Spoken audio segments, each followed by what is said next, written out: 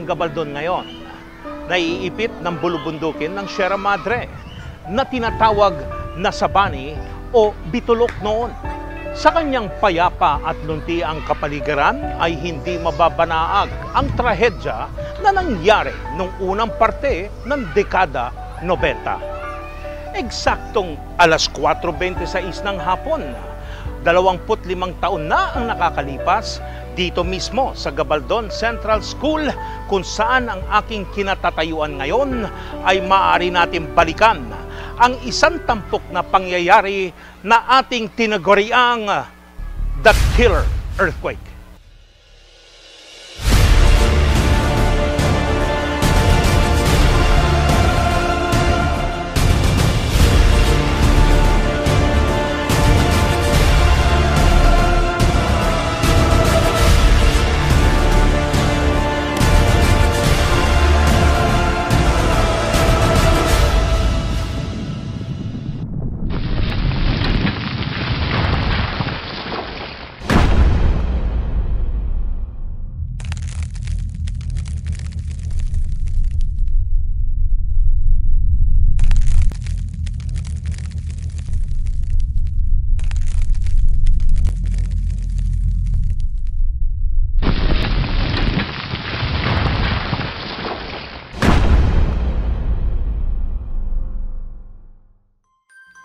Delubyo, ganyang maituturing ang isa sa pinakamalakas na lindol na tumama sa Central Luzon sa lakas na 7.8 magnitude. Ang mga lalawigan na nasalanta ng lindol ay ang Baguio City, Pangasinan, La Union at Nueva Ecija, partikular na sa Cabanatuan City na lubhang napinsala noong July 16, 1990. Pasado alas 4:26 ng hapon, oras sa Pilipinas. Ilang segundo lamang ang itinagal ng lindol at ilang mga aftershock, ngunit milyon-milyon ang winasak na ari-arian, infrastruktura at mahigit 1,000 buhay ang kinitil nito. Bago maganap ang tinaguriang Killer Earthquake, ganito ang itsura ng Hyatt Terraces Hotel sa Baguio City. May 271 kwarto, kabilang ang balkonahe at iba pang pasilidad ng nasabing hotel. Sikat na sikat dahil noong mga panahong iyon, ito ang nag-iisang 5-star hotel sa probinsya. Ngunit sa isang iglap, gumuho ito at halos 100 katao ang namatay dito. Hindi lamang Baguio City ang sinalanta ng lindol, dahil mismong lalawigan ng Nueva Ecija ay nadanas din ang lupit at bagsik ng trahedya. Tulad ng Hyatt Terraces, nawasak din ang eskwelahang ito, ang Christian College of the Philippines o mas kilala bilang Liwag Building. 25 taon na ang nakalilipas, ngunit sariwa pa rin sa alaala ng mga naging biktima at mga nakaligtas sa trahedya ang mga kalunos-lunos na kanilang sinapit. Tulad na lamang ni Roselia De Leon, isa sa mga nakaligtas sa naturang trahedya at dating mag-aaral ng Christian College. Ayon kay Roselia, hindi niya malilimutan ang trahedya na talagang nagbigay sa kanya ng matinding takot. Yun ay isa sa mga hindi ko makakalimutang pangyayari sa buhay ko. Kasi sabi nga habang buhay na nililingon ko yun, na binabalik-balikan. July 16, Lunes. So umaga, ang pakiramdam ko parang mainit na di ko mapaliwanag. Umaga yun, paggising ko ng umaga. Mga 3 o'clock. Kwentuhan kami. Dumating na yung professor namin, si Sir Angara. Yung tatay yun nung isang teacher namin. So, di-discuss na siya. Ang topic namin noon about earthquake. So, nung nagpapaliwanag na siya, na-explain niya yung mga naging damage nung isa sa yung nasira na nasalanta, yung Ruby Tower. Doon na kami nakarinig ng ugong na napakalakas. Kasabay yung pagyanig.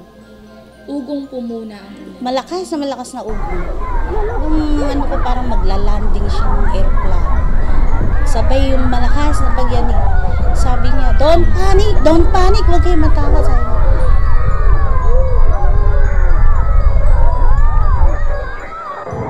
Ayon pa kay Roselia, kitang-kita niya ang unti-unting pagguho ng kanilang eskwelahan. Nakikita mo talaga nagkukulaps yung dingding, yung kisame, yung sahig. Nung nakita ko yun talaga nagtakbuhan na kami. Noon ko na narinig yung mga sigawan, yung iyakan, hihingi ng saklolo. Nag-discuss na siya. Ang topic namin noon about earthquake. Doon na kami nakarinig ng ugong na napakalakas. Kasabay yung pagyanig. Hindi na namalayan ni Roselia na siya ay naipit na sa mga malalaki at matatalim na tipak ng mga simento at nadadaganan na siya ng isa niyang kaklase. Walang makita si Roselia noong mga oras na iyon, kundi walang hanggang kadiliman lamang. At tila yun na ang katapusan ng lahat. Ramdam mo ba yung parang nasa loob ng pugon, ganun siya kainit. Wala kang mababanaag na liwanag kahit na katiting. Sabi ko talagang kung yun yung oras ko, yun yung talagang nilaan sa akin ng Diyos na pagsubok, tanggapin ko. Sabi ko nga, bahala na siya yung maging lakas ko. Tapos naalala ko rin yung mga magulang ko, sabi ko sa kanila, siya na lang bahala. Ngunit naging maswerte pa rin si Roselia dahil matapos ang halos isang araw na kalbaryo ay natagpuan din sila ng mga rescuer. Nung malapit na siguro akong matagpuan, parang naginip ako kung ano na ako daw ay natrap pero hindi maalis. Tapos nakaramdam ako ng mainit na bagay na tumama sa paa ko. Ano po yun? Si Tilin, tapos sumagot, sabi ko kasi Diyos ko, buhay pa po kami, sinusunog nyo na kami. Sumagot yung isang hindi naman ganong matandang lalaki, sabi, hindi, Ining, sabi niya, huwag ka mag-alala kasi makakaalis ka na dyan. Ngayon po, ano na po yung... Kumusta na po kayo ngayon? Basta yon tuwing darating yung buwan na yon, siguro para maibsan yung kalungkutan ko o yung nararamdaman ko, sinishare ko yun sa iba. Saka may lakas na rin ako na puntahan kung saan yung nangyayari. Nakakapunta na ako doon mag-isa, dumadaan na ako, pero hindi ko maialis sa sarili ko na tatayo ako doon tapos titignan ko. Siya si Jesus Castillo at siya naman si Jessica Rangkapan.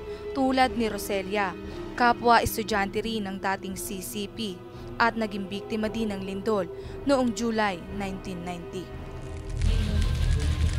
Kasi nung start na yun, nagkaklase kami sa loob ng eskwela, sa history.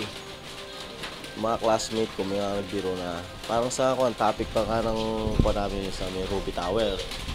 May nagbiro ng klase ko na ayun na, umuuga. Nagpulasan ngayon. Sabi ng teacher namin na si Mr. Angara, yun nga, yung nakulong yun. Nung time na yun, July 16, 1990, second year high school ako noon. Nung time na yun, may math subject kami noon. Tapos, nung una kasi, aftershock lang, tapos pinaupo kami ng teacher namin sa math. Sabi, wag daw kami magpanik. Ala yun. Tapos, nung pangalawa, yun, malakas na yun. Doon na nauna yung math teacher namin, nauna siya lumabas ng room. Tumakbo ko sa right na hagdanan. Yung kabila naman ng hagdanan ng second floor, bumaksak doon sa may hagdanan. Kaya bumalik ako, doon ako nabuta sa may. Ang buong akala ni Mang Jesus at Jessica ay yun na ang katapusan ng kanilang mga buhay. Biglang dilim eh. Bigla siyang dilim. Wala na kaming makita. Kundi puro dilim na lang kahit. Totally, sa baba na ako inabutas, pinaka-ground floor. Pati nga si Santa Claus, tinawag ko lahat ng santo. Kaya akala ko, nakatapusan na ng mundo niya. At saka yung amoy ng simento, tapos yung unti-unti may mga nalalaglag-laglag pa. Tapos saka bumababa ng bumababa habang nag-aftershock, sige baba siya ng baba. At dito na nagsimulang magbago ang kani-kanilang buhay, lalo na si Mang Jesus na sa isang iglap ay naputulan ng kanang binti. Sa tuhod ko nga nabaksakan ng biga. May mga tao, may mga estudyante pa nga sa likod ko, mga high school, pinalalabas ko, lumabas na kakaway niya. Kasi gumagapang ako, di naman ako maagapang. Totally durog yung ko, nakumbas ako, balat na lang yung nakadikit. Ayon pa kay Mang Jesus, tila pinagbagsakan siya ng langit at lupa noong nakita niya na wala na ang kanyang isang paa. Ilan yung mga doktor na pumipigil sa akin dahil gusto, parang mga matanggap. Yung iyak dito, umiiyak. Samantala, malaki di umano ang naging pagbabago ng kanilang buhay dahil sa naturang trahedya na hinding-hindi nila malilimutan kailanman. Malaki naging epekto sa akin ako na wala isang pao. Tulad na ako, marami ko dati nakapagbabasketball ako. Nawala yun. Ako sa buhay ko kasi ang naging kuwang ko kung iniisip ko agad kung ano yung dapat kong gawin ba pagka yung time na dumating yun. Kaya nga ayan, may duyan. Sabi ko sasakay ako sa duyan pagka lumilindol. Hindi ko mararamdaman. Yung gano'n na yung paraan na iniisip ko. Yung para lang wag ko na siyang maramdaman. Lalo na pagka yung nababalita yung, di ba sa TV, oo naman, syempre. Mahirap. Lalo yung pinapakita yung mga yung nangyayari, yung mga lindol-lindol sa ibang bansa, gano'n. Yun, maalala mo. Naalala talaga. Hindi. Oo, natatakot. Ito mismong lugar na ito ang dating kinatatayuan ng Christian College of the Philippines o mas kilala sa tawag na Liwag Building. Lingid sa kaalaman ng maraming kabataan ngayon na minsan nagmistulang libingan ito ng mga dating mag-aaral ng nasabing paaralan. Maraming pangarap ang hindi natupad dahil sa lindol noong July 16, 1990. Sa kasalukuyan, si Roselia ay masaya na bilang isang asawa at ina ng dalawa niyang supling. Isa na rin siyang guro sa Bungabo National High School. Gayon din naman si Jessica na ngayon ay may pamilya na rin. Samantala, si Mang Jesus naman ay hindi na nakapag-asawa, ngunit masayang namumuhay kasama ang kanyang ama. Sa ngayon, sa ilalim ng pamumuno ni Governor Oye Matias Umali, ay handa na nga ba ang lalawigan ng Nueva Ecija sa mga ganitong klase ng ngit-ngit ng kalikasan? Hindi lamang sa lindol kundi pati na rin sa mga darating na bagyo o kalamidad sa probinsya. Wala naman talagang masasabi natin everybody's prepared. Calamity is something that dapat paghandaan. No? Siguro masasabi natin, we, based on our experience from the time ng Ondoy, which is in 2007, we assumed the governorship up to now, we're trying to do our very best. Siguro, there are three more important factors that you should consider. One, understanding the terrain. Dapat alam mo yung terrain ng probinsya mo para alam mo yung based on historical data, malalaman mo kung yung mga lugar na masasabi natin na laging binabaha, saan yung delikado. After understanding the terrain, you should know exactly your resources. Kasi hindi naman lahat ng LGU ay kompleto. Marami, kahit sa Metro Manila, you've seen during time Ondoy, even in Mindanao, na makita po natin na even the best of the cities are, sabihin natin, kulang pa rin at kulang. So, similarly situated ang Nueva Ecija, ganun din. So, you have to know your resources, both equipment at saka yung mga personnel, importante. And third is, kung ikaw ang head ng then PDCC, now PDRRMC, you have to take responsibility. That is why, kami sa LGU, sinasabi natin, autonomy, we're shouting decentralization. Ibig sabihin, you have to take responsibility and you should be there. Without these three important things, I don't think you can say that you are prepared to handle any calamity.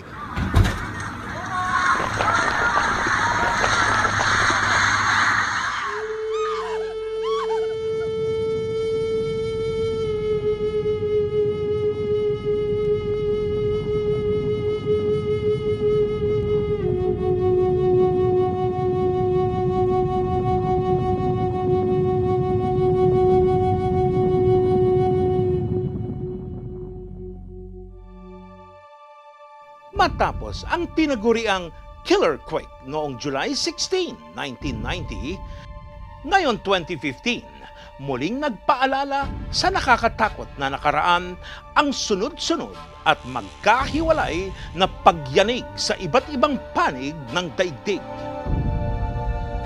Nagsimula sa Kathmandu, Nepal noong April 25 kung saan umabot sa magnitude 7.8 na lindol ang kumitil sa buhay ng libo-libong tao at nanira ng maraming makasaysayang mga gusali.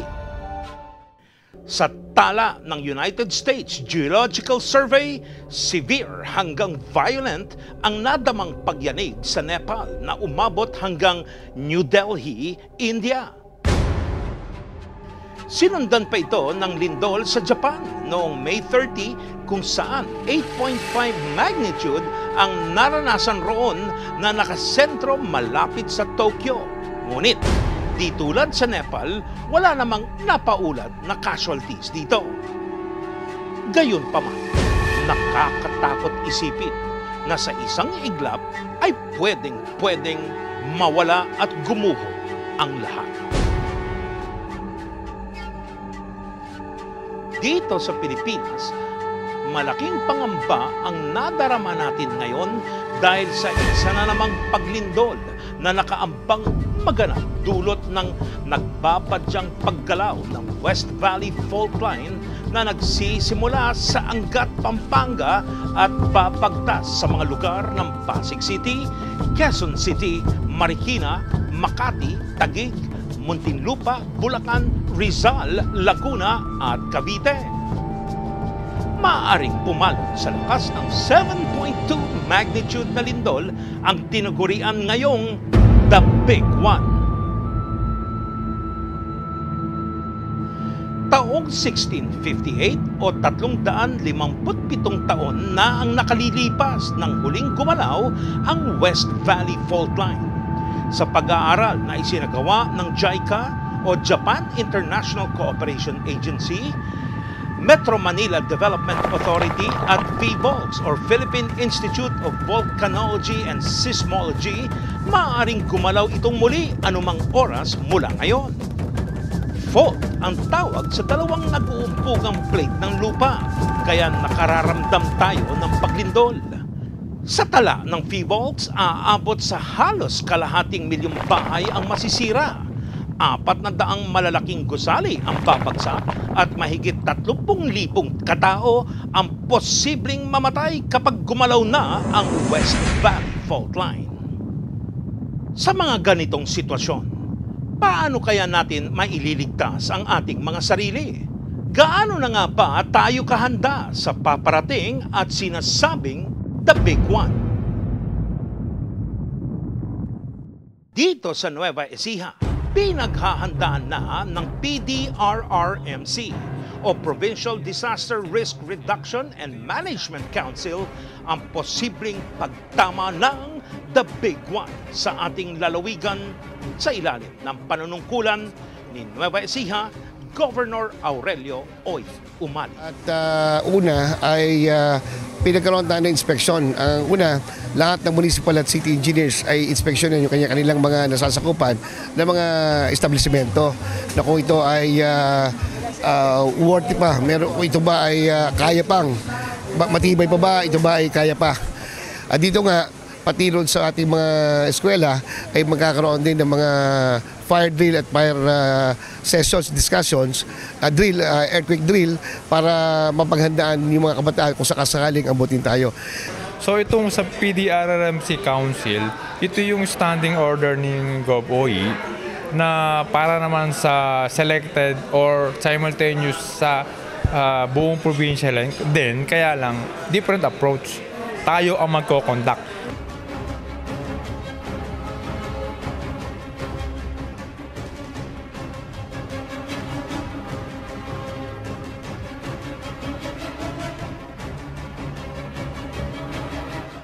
Ang ngit-ngit ng kalikasan gaya ng tornadoes, tsunami at lindol ay hindi kayang mapigilan.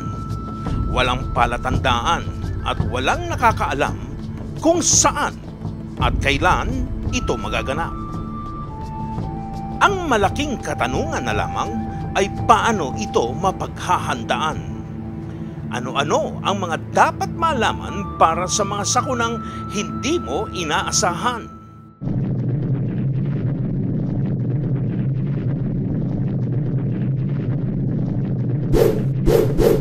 Sa panahon ng lindol, ano-ano nga ba ang dapat tandaan at gawin para hindi maging biktima ng nakaampang panganib nito?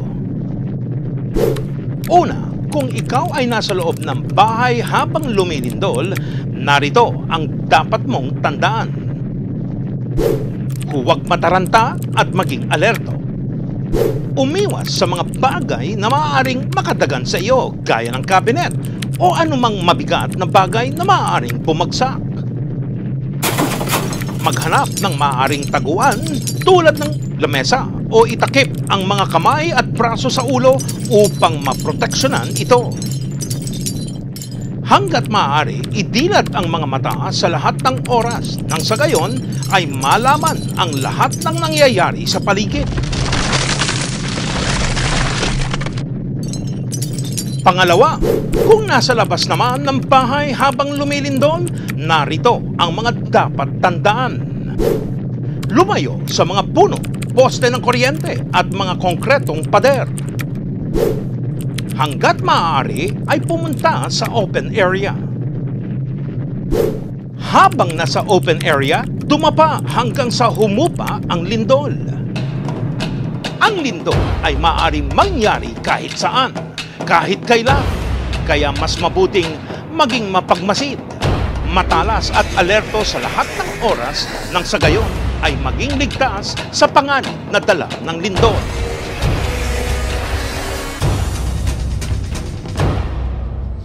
Ito ang ating paraan na magagawa upang protektahan ang buhay dahil hindi natin maaari kailanman labanan ang tadhana at kalikasan.